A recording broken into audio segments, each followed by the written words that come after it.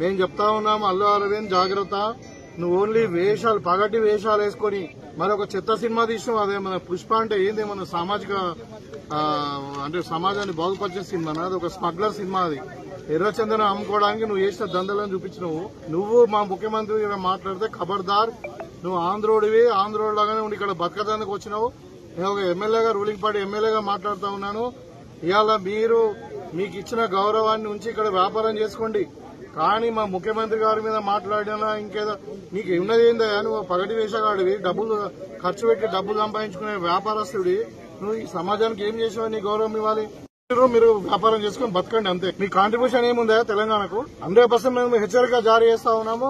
ఇంకా మొన్న ఇంటి ముంగట కొంతమంది వాళ్ళు జాయింట్ యాక్షన్ కమిటీ వాళ్ళు ఏదో చేసినట్టు, కానీ ఖచ్చితంగా ఇట్లనే ఇదే పద్ధతిగా మార్చుకోకుంటే తప్పదంగా కాంగ్రెస్ శ్రేణులు కూడా తెలంగాణలో మీ సినిమాలు కూడా ఆడనీయం కొడుకని చెప్తా ఉన్నాం.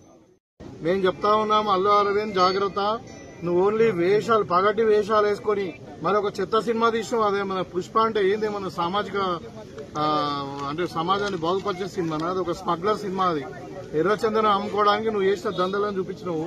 నువ్వు మా ముఖ్యమంత్రి మాట్లాడితే ఖబర్దార్, నువ్వు ఆంధ్రోడివి, ఆంధ్రోడ్ లాగానే ఉండి ఇక్కడ బతకడానికి వచ్చినావు.